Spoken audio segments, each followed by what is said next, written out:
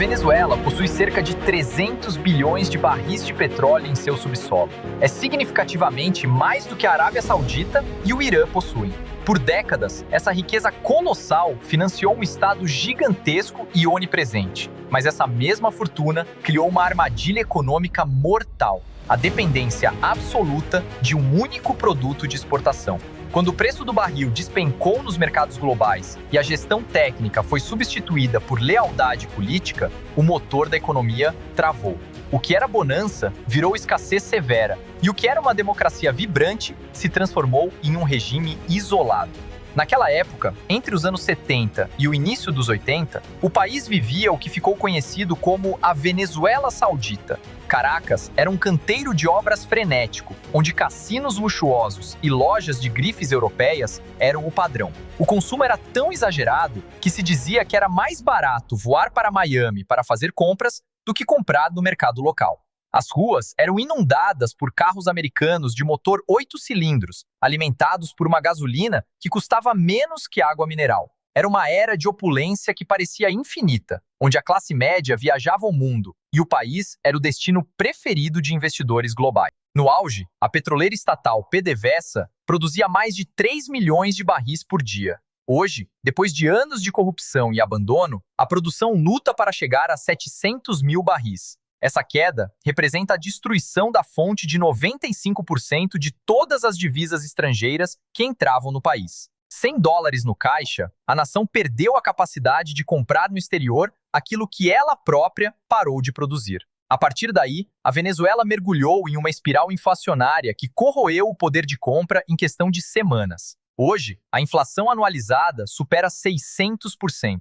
A vida cotidiana sob essa hiperinflação tornou-se um exercício de sobrevivência desesperador. Os preços mudavam várias vezes no mesmo dia. Um café comprado pela manhã poderia custar o dobro à tarde. As pessoas eram vistas carregando mochilas e sacolas cheias de maços de notas que valiam quase nada para comprar itens básicos. O papel moeda tornou-se tão desvalorizado que artesãos começaram a usar as notas para tecer bolsas e artesanatos, já que o papel valia menos que o material de costura. Nas prateleiras dos supermercados, o que se via eram corredores vazios ou fileiras infinitas de um único produto disponível, enquanto as filas para pão, leite e remédios básicos dobravam quarteirões sob um sol escaldante. Pais de família passavam noites inteiras na calçada para garantir um pacote de farinha de milho.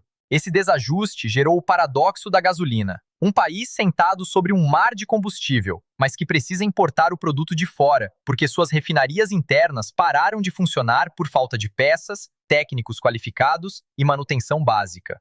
Imagine a cena: petroleiros carregados de óleo cru saindo do país, enquanto navios iranianos chegavam ao porto de Puerto Cabello trazendo gasolina pronta para que as ambulâncias pudessem rodar.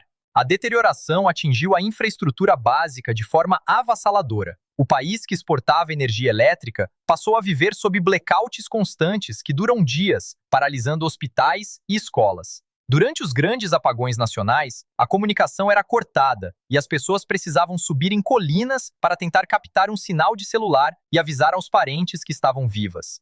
As sanções impostas por Washington cortaram o acesso aos mercados financeiros globais, impedindo qualquer tentativa de renegociar uma dívida externa que ultrapassa os 120 bilhões de dólares. Pequim e Moscou, outrora grandes financiadores, começaram a recuar ao perceber que o retorno era incerto. Com o fluxo de crédito seco, outras fontes ilegais passaram a financiar o poder. No arco mineiro do Orinoco, a mineração de ouro ilegal tornou-se uma ferramenta de sobrevivência para a elite, alimentando grupos armados e narcoguerrilhas que passaram a ditar as regras em vastas regiões do interior. Esse ouro de sangue era extraído sem qualquer controle ambiental, destruindo a floresta amazônica venezuelana e contaminando rios com mercúrio.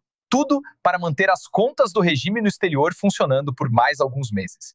E isso criou um problema enorme para o Brasil, que viu o estado de Roraima ser pressionado pelo fluxo migratório de milhões de pessoas. Este êxodo não é apenas um deslocamento de trabalhadores comuns. É um drama humano de proporções bíblicas. Famílias inteiras são vistas atravessando a fronteira a pé, carregando apenas o que cabe em uma mala. Engenheiros que antes projetavam refinarias, agora vendem café nas ruas de Boa Vista ou Manaus. Médicos respeitados agora trabalham como entregadores em São Paulo. A Venezuela perdeu seu capital humano mais precioso. as mentes que poderiam reconstruir o país. Esse deserto de perspectivas criou o domínio de um Estado dentro do Estado. A estrutura de poder tornou-se dependente de uma elite militar que controla desde a logística de alimentos até as rotas de exportação clandestinas. O alto comando militar deixou de ser uma força de defesa nacional para se tornar uma junta de diretores de empresas estatais falidas. No entanto, o enfraquecimento das alianças externas e a fome generalizada criaram as fissuras que os serviços de inteligência estrangeiros souberam explorar. A tensão acumulada atingiu o ponto de ruptura irreversível com o lançamento da Operação Absolute Resolve. Foi um movimento militar coordenado envolvendo mais de 150 aeronaves de última geração. A madrugada da operação, em janeiro de 2026, foi marcada pelo caos absoluto e por um silêncio digital assustador. Enquanto as defesas aéreas S-300 tentavam reagir sem sucesso, o céu de Caracas era iluminado por explosões precisas que destruíram os centros de comunicação do governo e os principais radares. A internet foi cortada em quase todo o país, em um blackout informativo deliberado.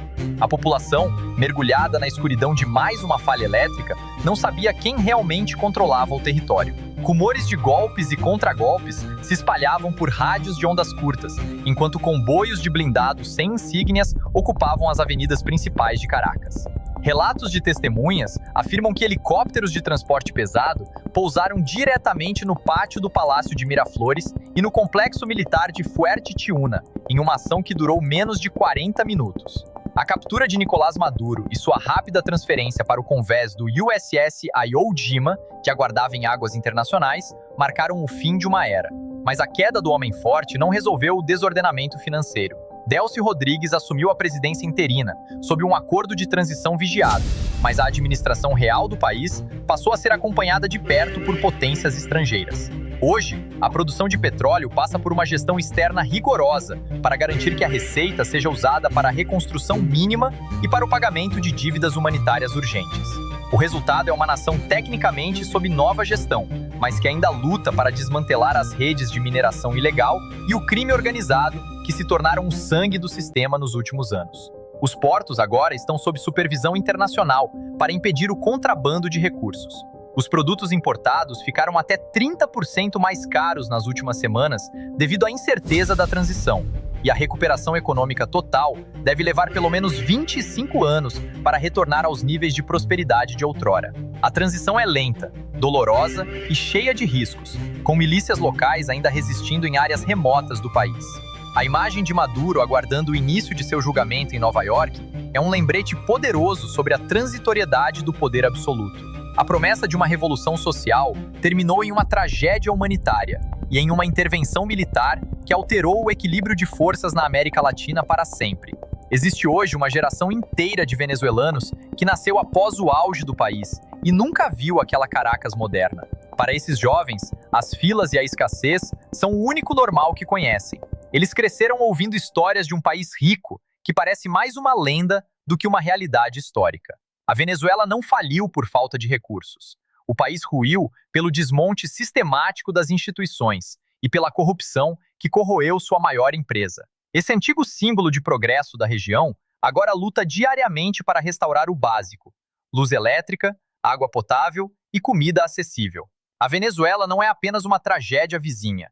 É um aviso sobre o que acontece quando um país troca instituições fortes por dependência, corrupção e poder concentrado. Eu sou o Gustavo Moraes e esse é o Mundo em Movimento.